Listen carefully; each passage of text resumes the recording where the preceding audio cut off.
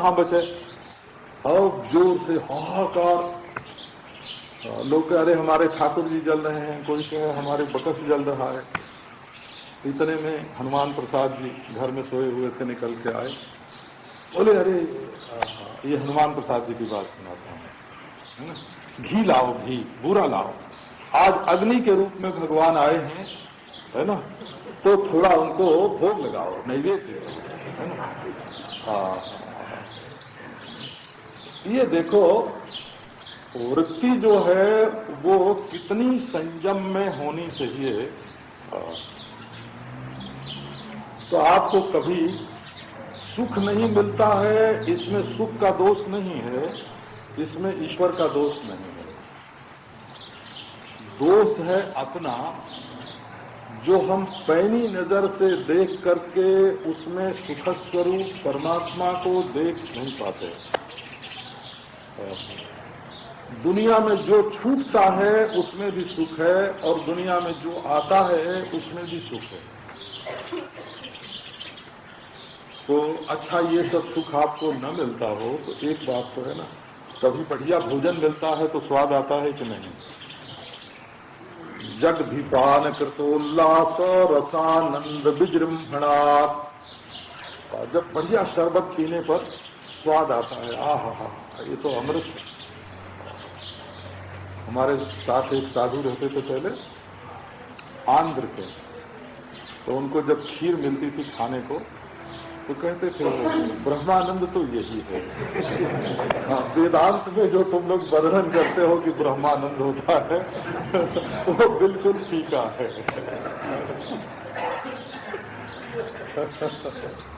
माने विषयानंद का वर्णन पंचदशी में है, वो ब्रह्मानंद के अंतर्गत विषयानंद भी एक आनंद है।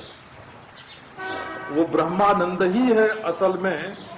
एक जीवन मुक्त ज्ञानी पुरुष को गुड़ खाने से जो आनंद आता है वो उसको गुड़ का नहीं मानता है, वो तो ब्रह्मानंद उसको मानता है। तो अच्छा, आपको खाने पीने में कभी कुछ मजा आता है? जगदीपान, जगदी माने भोजन, और पान खान पान, ये संस्कृत का शब्द ही है खान पान। मैंने गौड़ेश्वर संप्रदाय के ग्रंथों में भी देखा है, और कल वो महोड़ मुनि का, महोड़ सज्जन का एक ग्रंथ संस्कृत का कल देखने में आया, तो उसमें भी देखा बीच बीच में खान पान शब्द का प्रयोग। खानी इंद्रियाणी अनिति, खाना, जो इंद्रियों का उज्जीवन करे। अच्छा, तो खाने पीने में आपको कभी मजा आता है कि नहीं आता है? तो भाई आता तो है, हाँ, बड़ा ही स्वाद है, बड़ा ही मजा है, बड़ा ही मधुर है। बोले बस उस भोजन के बिना, उस पान के बिना, और आप अपने को आनंद से भर लो। ये ऐसा होता है, आप लोगों को देहाती बात को मालूम शायद न हो, क्योंकि अब तो हरकिशन दास जी खेती से ब्रह्म समझाने वाले हैं। पुस्तक लिख गई है खेती से ब्रह्म समझाने के। तो ये जो हाथ से पंप चलाते हैं ना, हैंड पंप जिसको बोलते हैं, वो गांव में होते हैं। गोरखपुर में तो बहुत दिनों से थे, तो वो कभी कभी बंद हो जाता है। उसको चलाते हैं तो पानी नहीं निकलता है। तो क्या करते हैं कि एक बाल्टी पानी कुएं से खींच के लाते हैं और उस हैंड पंप में डाल देते हैं, और डाल देते हैं तो पानी से पानी मिलके जरा ऊपर हो जाता है, तो वो हैंड पंप फिर पकड़ने लगता है, पानी ऊपर आने लगता है। तो आपका जो ब्रह्मानंद है वो अगर इतना नीचे हो गया है ना, इतना नीचे हो गया है कि आपका हैंड पंप, आपका साधन, आपका अभ्यास उसको छूटा नहीं है, तो आप बाहर से एक आध बाल्टी आनंद उसमें डालिए। आनंद को आनंद मिलता है। आप शुद्ध होंगे तो आपको शुद्ध मिलेगा, आप आनंद होंगे तो आपको आनंद मिलेगा, आप चेतन होंगे तो आपको चेतन मिलेगा। आप जो होंगे, एक छोटी सी बात सुनाता हूं। हम लोग गए थे ग्वालियर। ग्वालियर की महारानी है ना, उनके अतिथि हुए थे, कथा वार्ता हुई थी। तो ग्वालियर की हमारी तो कोई कीमत नहीं, पर ग्वालियर की महारानी की तो बड़ी भारी कीमत है। तो उस समय हमसे मिलने के लिए लोग बहुत आते थे कि जान पहचान, माने इसी बहाने महारानी आवेंगी, महाराज आवेंगे, जान पहचान हो जाएगी, उनके यहाँ हमारा प्रवेश हो जाएगा। उनके यहाँ प्रवेश पाने के लिए हमारे पास आते थे। अच्छा भाई, तो उसमें क्या था कि जब वो आती थी तो एक आदमी तो आके हमारे पास बैठ जाता था और बिना कुछ पूछे ही उनसे बात करने लगता था। एक आदमी होता था, वो उनके साथ जो मैनेजर आता था उससे जाके बात करने लगता था। एक आदमी रसोइये के पास जाके बैठता था और एक आदमी जाके उनके मोटर ड्राइवर के पास मोटर में बैठ के और उससे गप सप फांकने लगता कि इसी के द्वारा हमारी वहां पहुंच हो जाएगी।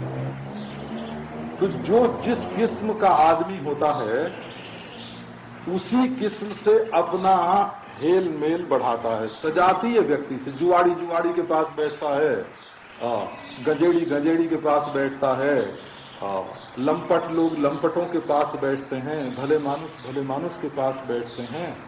तो यदि आपको परमानंद, ब्रह्मानंद, शुद्धानंद, निर्विषय आनंद आपको लेना है तो आप स्वयं शुद्ध, स्वयं निर्विषय, स्वयं आप अपनी इकाई में स्वयं प्रकाश रूप में बैठिए और पूर्णता से आप मिल जाएंगे।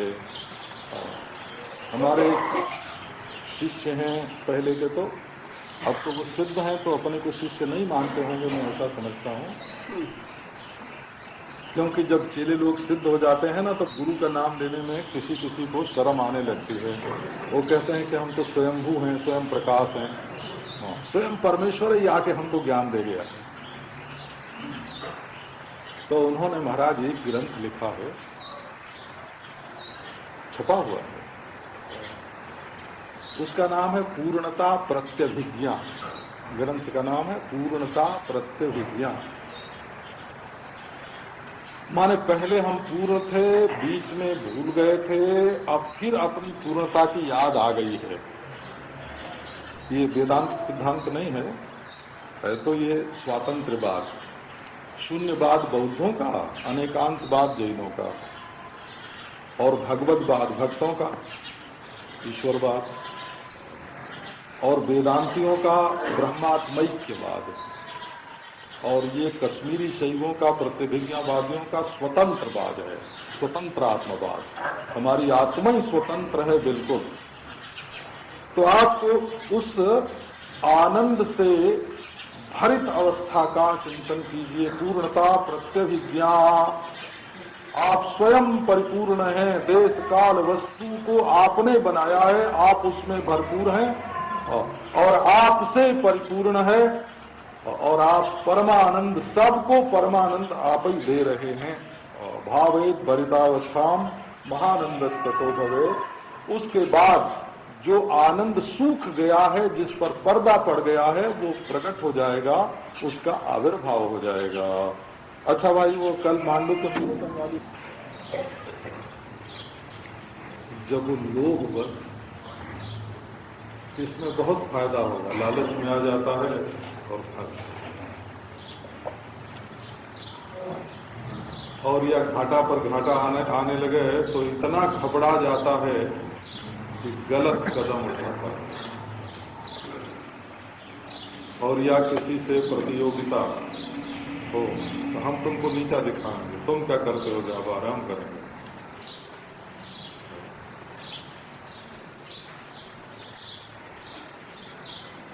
लोभ में, भय में, ईर्ष्या में ऐसा कदम उठा बैठता है आदमी, उसके पांव लड़खड़ा जाते हैं, गिर जाता है।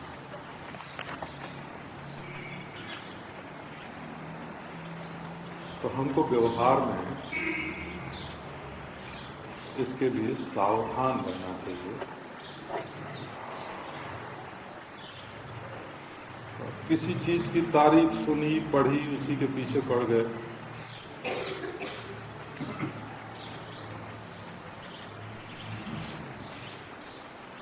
पर प्रत्यय नेय बुद्धि, इसको कालिदास ने कहा ये आदमी कैसा है, दूसरे के विश्वास, दूसरे का विश्वास इसकी बुद्धि का नेता है। पर प्रत्यय नेय बुद्धि,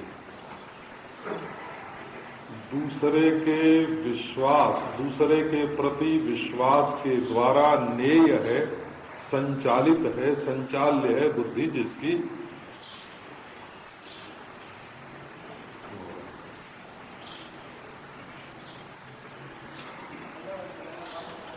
एक आदमी पर हमारी ऐसी श्रद्धा हुई, कोई पंडित उसकी बहुत तारीफ करता था, तो मैं सोचता था कि ये पंडित है तो और उसकी तारीफ करता है तो इससे बड़ा पंडित होगा। पर महाराज ऐसा फंसा कि वो पंडित जिसको पंडित मानता था वो तो महामूर्ख था। हाँ, और बिल्कुल उसको बनाए हुए था। हम पंडित की बात में आके कि ये बड़े विद्वान हैं, उसके पास चले गए।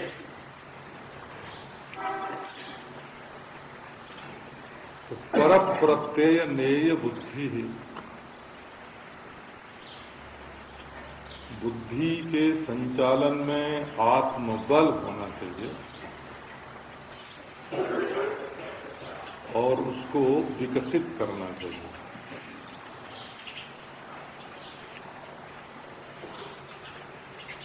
कंगाल बन की बुद्धि नहीं मिलती है, वो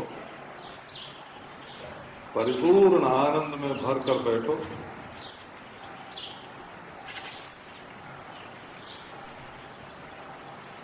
और आनंद से भर कर अपनी बुद्धि को चलाओ।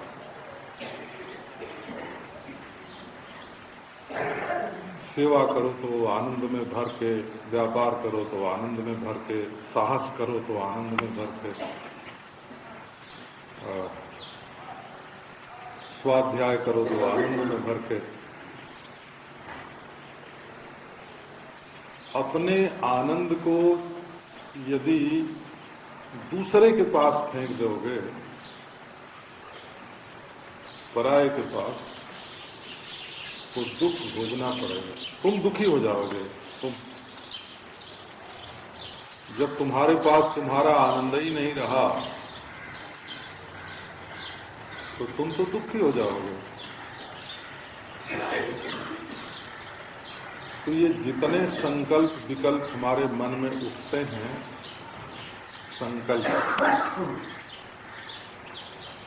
संकल्प माने सम्यक की कल्पना, ये बहुत बढ़िया है, ये बहुत हितकारी है, ये बहुत सुख है,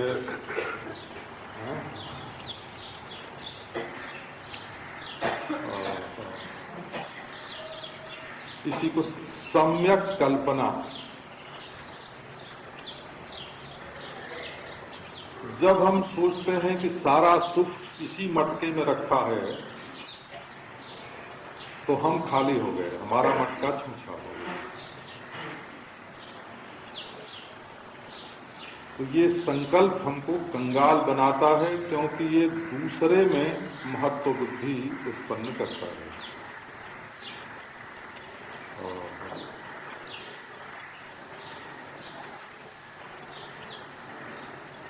ध्यान का अर्थ होता है कि एक बार संकल्पों के पंजे से अपने आप को मुक्त कर लेना। आप ध्यान की ये परिभाषा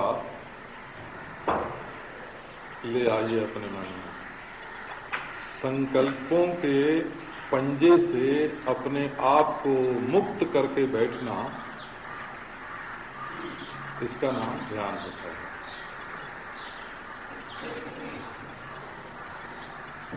इसमें ऐसा है कि किसी संकल्प को दृढ़ मत होने दीजिए, संसार में जमने मत दीजिए।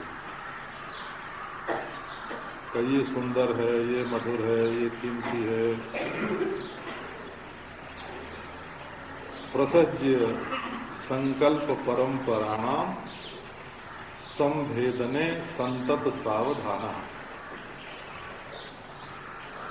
आलम्बनासात् अपचीयमानम शनैः शनैः शांतिमुपैति चेतः।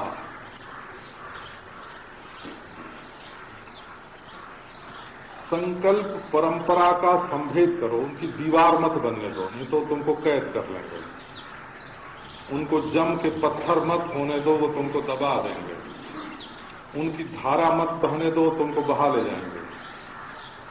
धारा बनेगी तो बहा ले जाएंगे, पत्थर बनेंगे तो दबा देंगे।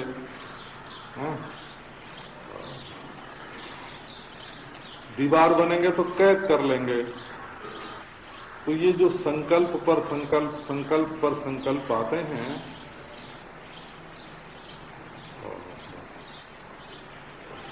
उनको तोड़ फोड़ उनकी एक साथ जुड़ने न पाए हो।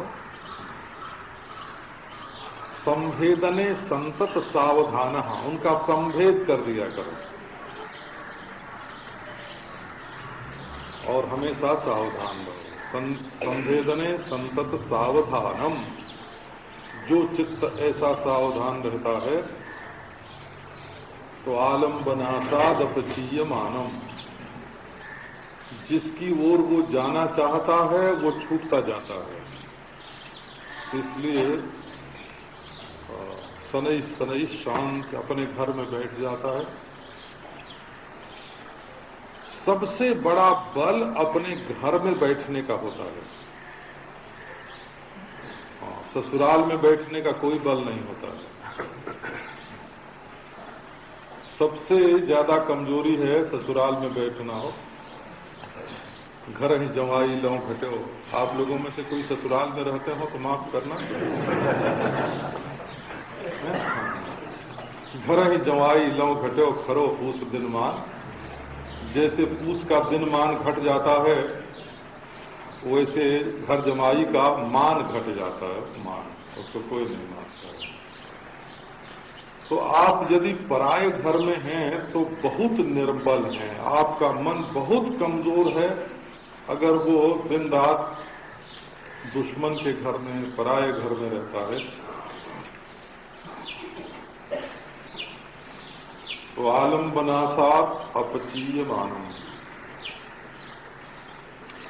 जब दूसरे का आश्रय, पराश्रय को, अन्य आश्रय को, वैष्णव लोग अन्य आश्रय शब्द का ज्यादा प्रयोग करते हैं, तो उनका चित्त अन्य आश्रय को छोड़ करके भगवद आश्रय होता है। और ये जो मार्ग है वो अन्याश्रय को छोड़कर स्वाश्रय होने का है। एक भगवदाश्रय, एक स्वाश्रय, ये दोनों साधन हैं। और एक निराश्रय होता है। अब वेदांतियों का मन निराश्रय, हाँ, और शैवों का मन स्वाश्रय, और उपासकों का मन इष्टाश्रय। अन्याश्रय का परित्याग तो करना ही पड़ेगा। दूसरे के सहारे भिखमंगे का जीवन व्यतीत करना ये बहुत बड़ा दुख है। तो अपनी भरितावस्था का, भरित अवस्था, हम परिपूर्ण हैं, भरे हुए हैं। 3 बात में अपने को भरे हुए देखो। ये सच्चिदानंद का आविर्भाव है। एक तो मौत आपको छू नहीं सकती, मरने से डर कर कोई काम नहीं करना। ये अपने में चाहे ईश्वर का अंश समझो, चाहे ईश्वर की आत्मा समझो। वेदांती लोग अपने को ईश्वर नहीं मानते हैं, है ना, ईश्वर की आत्मा मानते हैं। तो चाहे अपने को ईश्वर का अंश समझो देहादि के संबंध से, अंतःकरण के संबंध से, और चाहे संबंध मुक्त होकर ईश्वर की आत्मा अपने को समझो।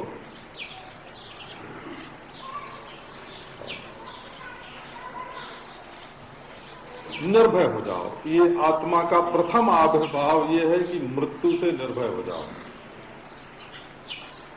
और दूसरी बात यह है कि अपने को अनुभव रूप से देखो, ये ईश्वर का दूसरा आविर्भाव है, ज्ञान आविर्भाव है।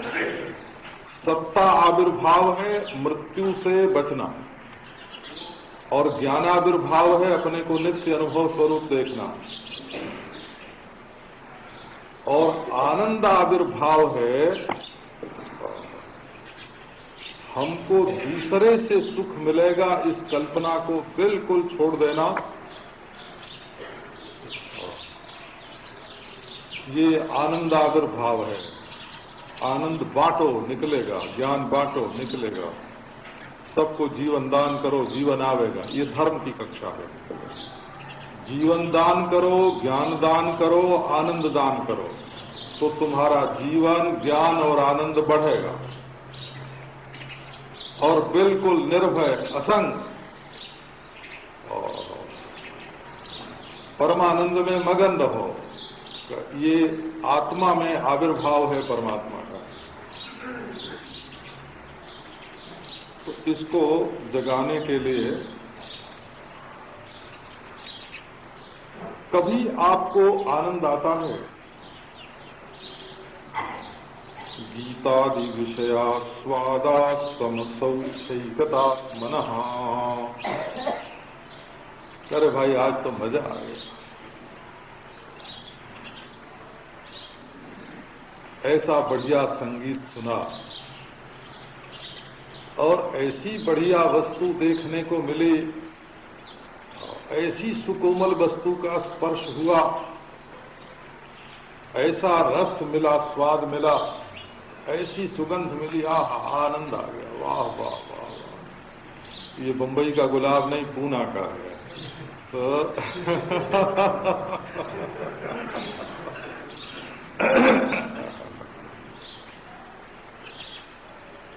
तो आनंद आया कहाँ? ठीक है, तो जिससे आनंद आया उस विषय का कर दो, विषय का कर दो परित्याग, और आनंद को रख लो अपने पास। हीरा पायो गांठ गठियायो, बार बार वाको क्यों बोले, मन मत हुआ तो क्यों बोले। ईश्वर कृपा से विषय में कैद करके आनंद को मत लो। शब्द दूसरी चीज है, उससे सबको आनंद नहीं आता है, किसी को आता है। स्पर्श दूसरी चीज है, सौंदर्य दूसरी चीज है, स्वाद दूसरी चीज है, गंध दूसरी चीज है। जरा विषय से अलग अलग करके असम आनंद, असम आनंद माने जिसकी तुलना किसी के साथ नहीं हो सकती, ऐसा असम आनंद, और उसमें अपने मन को कर लो एकतान। गीतादि विषया स्वादा समसौक्षैकतात्मनः जो विनस्तन्मयत्वेन मनोरूढ़े तदात्मना तदात्मता। तन्मय हो जाओ, तन्मय हो जाओ, आनंद आनंद, अनुभवैकतान आनंद, सत्य आनंद। तब क्या होगा कि मन जब उसमें आरूढ़ हो जाता है, देखो जब सरक चंदन बनिता आदि में मन आरूढ़ होता है, ये बाबा जी लोग होते हैं ना, ये कहीं जाएं और इनको कोई माला पहनाने वाला नहीं आवे तो देख लो चेहरा उतार, माला पहनने को न मिले तो चेहरा उतर जाए। तो ये है कि बस फिर वो चेहरा किसी चीज के बिना चेहरा न उतरे, मनोरूढ़े है। अपने मन को रूढ़ कर लो, बिल्कुल पक्का आरूढ़।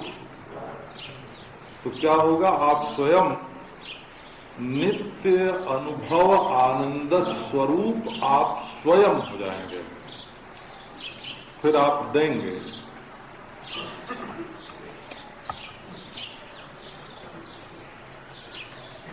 यत्र यत्र मनस्तुष्टि मनस्तत्रैव धारयेत्।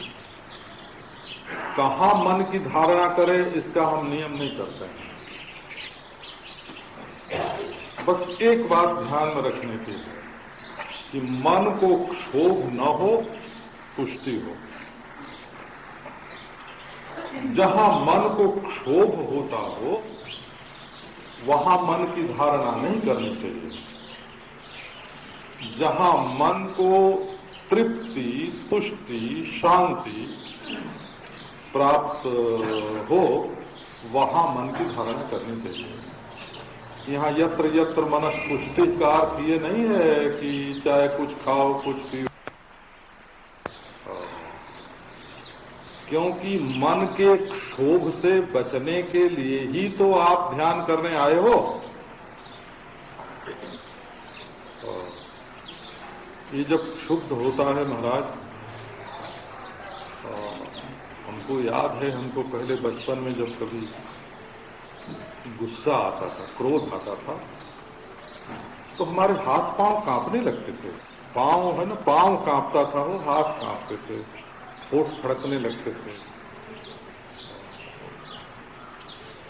तो ये क्या हुआ? इस माने क्रोध ने शरीर को क्षुब्ध कर दिया और काम आता है तब शरीर में उत्तेजना हो जाती है। देखो, चटोरापन जब आता है मन में तब क्या होता है? जीभ पर पानी पानी हो जाता है। इसका नाम क्षोभ है, ये विकार है। तो अपने शरीर को, इंद्रियों को, मन को विकारी मत करो, संतुष्ट जहां है वहां मस्त। जस्त्वात्मरतिरेव स्यात् आत्मतृप्तश्च मानवः आत्मन्येव च संतुष्टः तस्य कार्यम न विद्यते। यहाँ यों भी वाह वाह है, यहाँ यों भी वाह वाह है। आनंद में भरे बैठे हैं। तो मन की धारणा तृप्ति में करो, तुष्टि में करो। क्षोभ में, जिससे मन में विकार हो, क्षोभ हो, उस चीज को स्वीकार मत करो। जहर खाते हैं तो शरीर में विकृति आती है कि नहीं आती है? और नशे की चीज पीते हैं, खाते हैं, तब क्या होता है? तो मन में विकृति आती है कि नहीं? हम पंजाब में गए थे अभी, तो एक बड़े बूढ़े वहां रोने लगे। महाराज, जब से अन्न ज्यादा पैदा होने लगा, निर्यात तो खूब करते हैं, पैसा खूब आता है,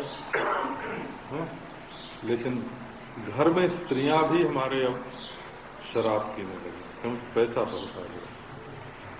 हाँ, वही तो संभाल के रखती थी। बच्चे शराब पीते हैं। एक के घर में 2 बरस का बच्चा है, वो जब पीते हैं ना खुद, तो कहते हैं आओ बेटा थोड़ा सा तू भी चख ले। हाँ, 2 बरस के बच्चे को चखाते हैं। तो ये जिस काम से अपना शरीर काबू में न रहे वहां शरीर मर गया, और जिस काम से अपनी बुद्धि काबू में न रहे वहां बुद्धि मर गई। तो एक शरीर का विष होता है, एक बुद्धि का विष होता है, बुद्धि का विष। अब देखो भाई, हम बंबई की बात तो जानते हैं, यहाँ है ना, यहाँ ऐसा व्याख्यान नहीं देना चाहिए, वो भी हम जानते हैं,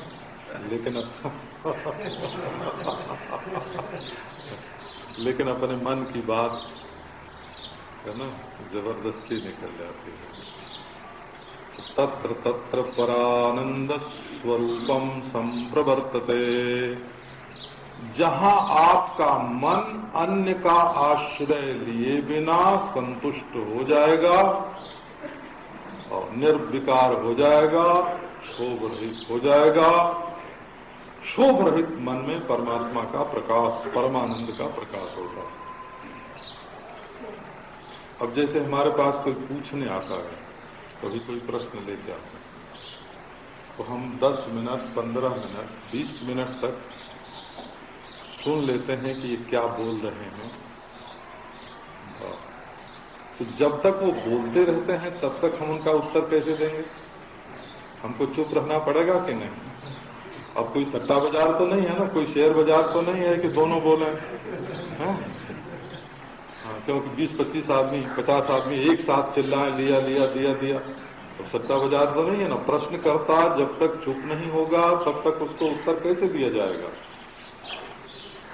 तो जब तक तुम अपने को ही ऊंचे सिंहासन पर बना के, अपने मैं को, अपनी वासना को ऊंचे सिंहासन पर रख के बैठे हो, तब तक ईश्वर कैसे प्रकट होगा? ईश्वर कहाँ बोलता है? जब जीव की वाणी मौन धारण करती है तब ईश्वर की वाणी मुखर होती है। ईश्वर बोलता कब है? जब तुम चुप होते हो, जब तुम विषयों में आनंद का ग्रहण नहीं करोगे तो ईश्वर अपना समूचा आनंद तुम्हारे हृदय में रख देगा कि यहाँ कोई खतरा नहीं है। ईश्वर भी अपना आनंद वहीं रखता है भाई जहां कोई खतरा न हो। तुम ईश्वर के विश्वास पात्र तो बनो। अगर तुम विश्वास पात्र बनो तो 1 मिनट में ईश्वर तुम्हारे जीवन में प्रकट हो जाएगा। तत्र तत्र परानंद स्वरूपम परिवर्तते।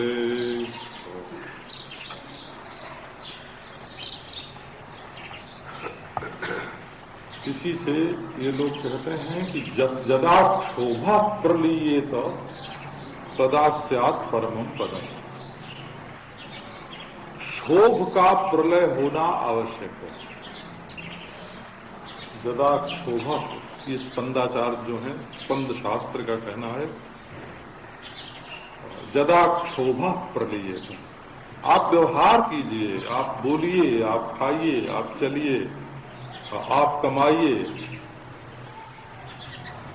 परंतु शुद्ध हो जाएंगे तो काम बिगड़ जाएगा। हमारे गांव के पास उन दिनों सबसे बड़े विद्वान हमारे बचपन में वही थे, और वृद्ध भी थे, और गाजीपुर जिले के प्रथम बीए थे अंग्रेजों के जमाने में। तो एक दिन अदालत में उनको उपस्थित होना पड़ा कोई बयान देने के लिए। बड़े भारी विद्वान थे महाराज, जिरह में कोई वकील उनको जीत नहीं सकता था। तो वकील ने जिरह करते करते कह दिया कि तुम इस बात को समझते भी हो, जानते भी हो? अरे ऐसे आग बबूला हुए अदालत के सामने, अभी मैं तुमको 10 बरस पढ़ा सकता हूँ बच्चे, तो क्या होता है वकील? ऐसे महाराज वकील को डांट। वकील ने बहस करना छोड़ दिया, जाके बैठ के, है ना। बोले कि अब इनसे बहस करने में क्या फायदा है, आप देख लीजिए इनका ज्ञान, इनकी बुद्धि अपने मुंह से इन्होंने कह दिया। अब इनको हम जिरह करके तो अपने काबू में ला नहीं सकते, लेकिन ये जो बोल रहे हैं तो सब बिल्कुल झूठ है, बेईमानी की बात बोल रहे हैं। हम बात में इनको हरा नहीं सकते, परंतु बोल रहे हैं तो झूठ है। लो, हमारी बहस खत्म हो गई। तो भाई मेरे, जदा क्षोभ, जहां उनके मन में क्षोभ हुआ, अदालत के सामने क्रोध आया और उनकी गवाही बिगड़ी। और असल में बड़े के सामने तो क्रोध करना वर्जित है। अपने से बड़ा अगर सामने खड़ा हो, आ जाए हो, 2 आदमी आपस में लड़ रहे हो और बड़ा आ जाए तो चुप हो जाना चाहिए। बोले नहीं, हम इनको पीछे मना लेंगे, आने दो, हम अभी पहले तुमसे निपटते हैं, 2-4 थप्पड़ तुमको लगा लें, है ना। तो ऐसे नहीं करना चाहिए। देखो, हम लोग सब क्रियाकलाप अपना जो कुछ करते हैं वो सबसे बड़े के सामने करते हैं। ये विकार की चेष्टा, क्षोभ की चेष्टा, लोभ की चेष्टा, ये बेईमानी, ये चोरी, सबसे बड़ा या तो ईश्वर की आत्मा है या तो परमेश्वर है। तो क्षोभ की जो स्थिति है वो वर्जित है।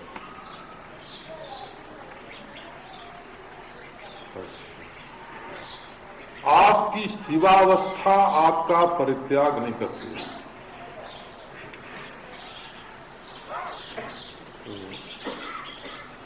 अब आपको ध्यान की और रीति सुना। आप सोते हैं कि नहीं? तो सोते हैं।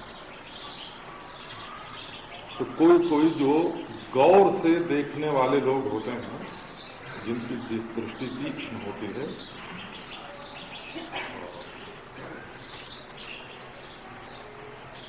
निद्रा का एक रस आता है। तीक्ष्ण दृष्टि वाले लोग इसका अनुभव करते हैं। जब नींद आने वाली होती है ना, तो एक ऐसी मिठास, मीठा मीठा रस शरीर के भीतर दौड़ता है, स्वाद। तो नींद तो आई नहीं, अनागतायाम निद्रायाम, नींद तो अभी आई नहीं, और प्रनष्टे बाह्य गोचरे, और बाहर की कोई वस्तु मालूम नहीं पड़ती है। ऐसा जागने के समय भी होता है और सोने के समय भी होता है।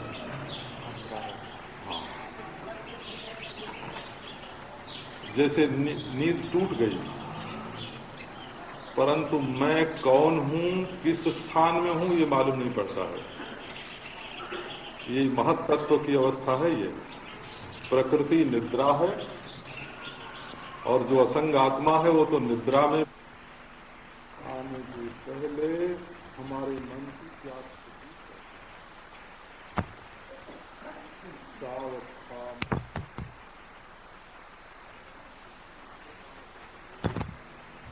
आप मन से उस अवस्था का ध्यान कर सकते हैं, क्योंकि रोज आपके जीवन में आती है, आपकी देखी हुई है, प्रत्यक्ष है।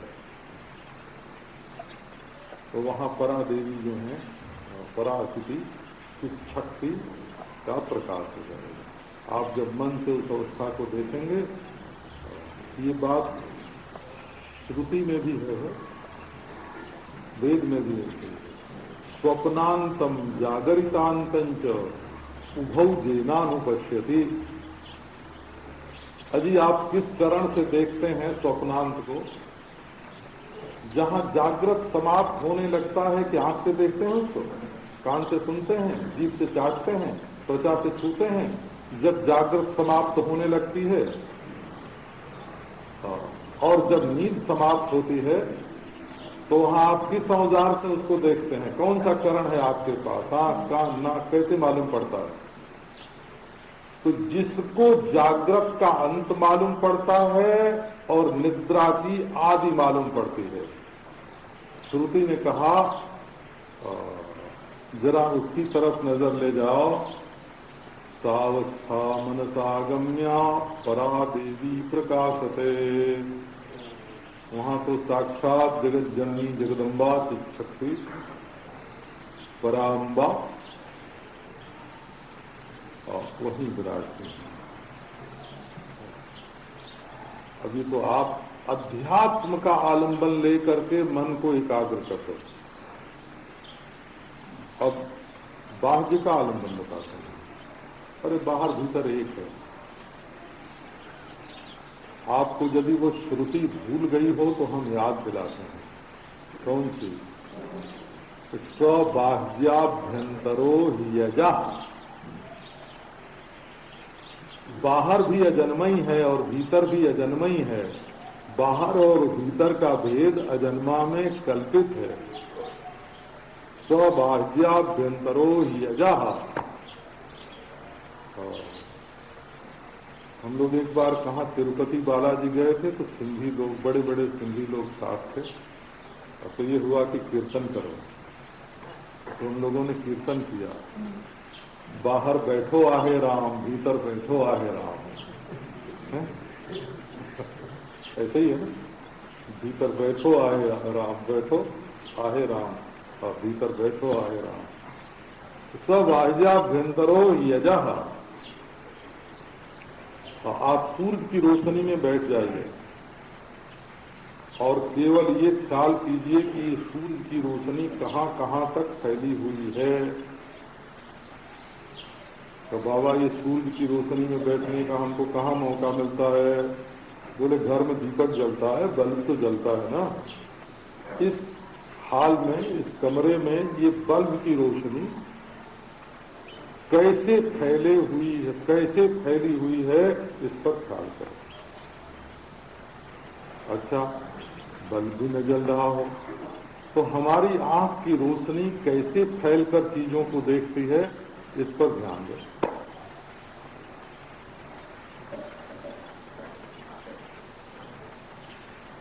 तो ये आकाश के एक हिस्से में ही सूर्य की रोशनी फैलती है, एक हिस्से में ही दिए की रोशनी फैलती है, एक हिस्से में ही आंख की रोशनी फैलती है।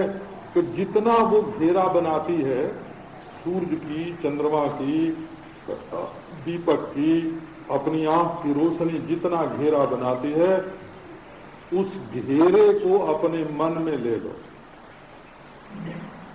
दृष्टिर्निवेश्या तत्रैव स्वात्म रूपम प्रकाशते। आप उसके अधिष्ठान रूप प्रकाशक हैं, परमात्मा का प्रकाश हो गए। करंकिण्या क्रोधनया भैरव्या ले विहानया हेद्या दृष्टिकाले च। अब ये तांत्रिक है।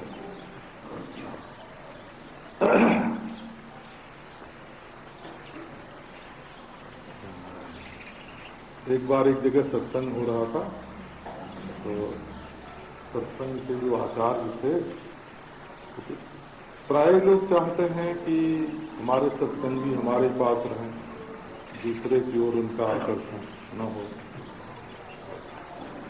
असल में सत्संग तो जिसको जहां ठीक ठीक बुद्धि मिलती हो वहां जाके करना चाहिए, उसमें कोई रोक लगाने की आवश्यकता नहीं है। आप गुरु एक रखो, मंत्र एक रखो, इष्ट देव एक रखो, भजन की पद्धति एक रखो, पर आपकी बुद्धि को बढ़ाने वाली जो प्रक्रिया है सत्संग, उसको नहीं छोड़ना चाहिए। जहां से अच्छी बात मिले वहां से ग्रहण करना चाहिए। बालादपि सुभाषिता, बच्चा भी कभी अच्छी बात कहे तो उसको मान लेना चाहिए। यदि तुम्हारे गुरु हैं तब भी कोई डर नहीं है, तुम्हें अनुभव है तब भी कोई डर नहीं है, तुम्हारी अक्ल ठीक है तब भी कोई डर नहीं है। भरी सभा में कोई बुरा मार्ग नहीं बता रहे हैं। तो वहां एक दूसरे महात्मा आ गए। अब वो महाराज लेके ढोल बांध के अपने पीठ पर, और वो नाचें और कूदें और कीर्तन करें, गला बहुत बढ़िया। तो सत्संगी लोग मुख्य वक्ता की ओर से हट के वो गाने वाले और कीर्तन करने वाले की ओर आकर्षित हो गए। देखने में भी बड़े सुंदर थे, हृष्ट-पुष्ट थे। तो जवान की ओर मन जल्दी जाता है, बुद्धों का भी जाता है। और जवानी और बड़ा सुंदर शरीर और बड़ा अच्छा गला, और वो नाचते नाचते मगन हो जाए, मालूम पड़े आनंद बरस रहा है। अब लोग वो बुढ़े महात्मा का व्याख्यान सुनना छोड़ के उनके कीर्तन में जाके नाचने लगे, वो ताली बजाने। तो महात्मा ने क्या युक्ति की, तो उसने कहा कि अरे ये तो तांत्रिक है, वाम मार्गी। ऐसा कहना शुरू कर दिया।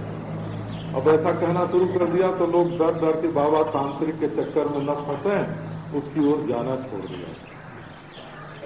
तो आप लोग तंत्र के नाम पर डरे नहीं, है ना। ये तंत्र माने मन को वश में करने की एक टेक्निक। तो यहाँ मुद्राओं का वर्णन किया है, शक्ति है ये सब।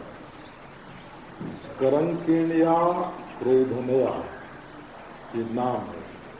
करंकिणी, क्रोधनी, भैरवी, लेलिहाना और खेचरी, ये 5 शक्ति हैं। इनको आप अपनी आंख में बसाओ। आंख में बताना क्या है,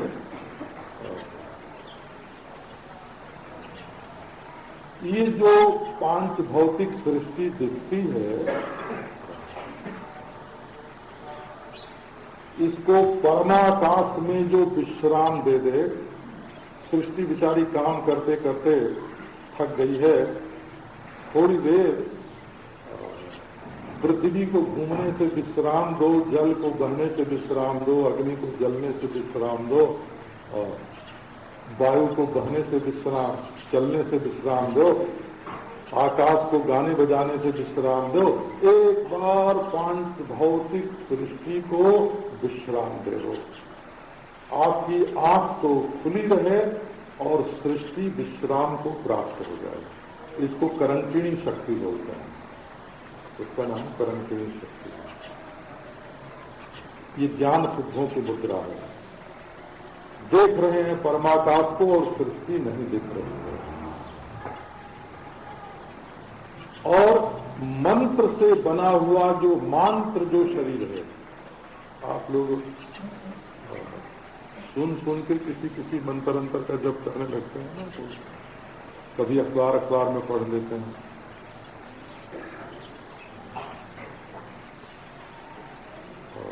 किसी को 3-4 मंत्र लिख के एक साथ दे देते हैं, तो देखो ये मंत्र, इनमें से तुम अपनी पसंद का छांट लो। तो ऐसे नहीं हो, तो पसंद तो तुम्हारी हो गई ना, उसमें आदेश नहीं हुआ, इसलिए वो धर्म नहीं होगा, वो व्यक्तिगत कल्याण का हेतु नहीं बनेगा। अच्छा, तो एक मंत्रमय शरीर होता है,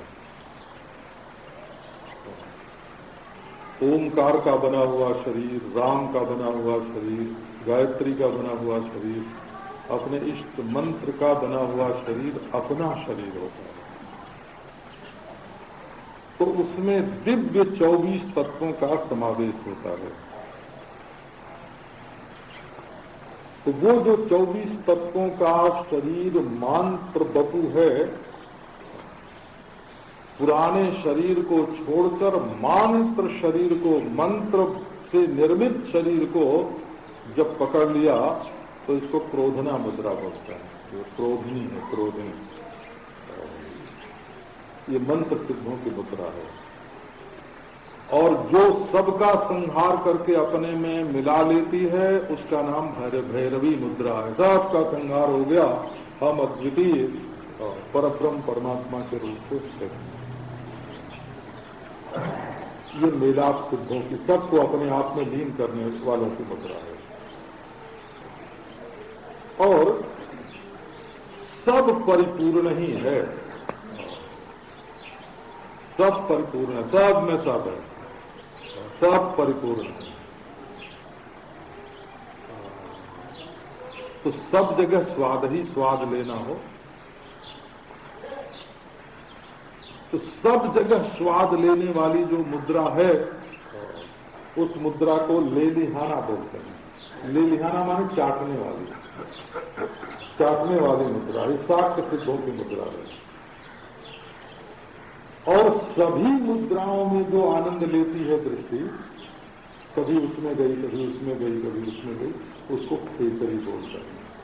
ये सांभव सिद्ध शैव सिद्धों की मुद्रा है। तो ये 5 मुद्राओं में से कोई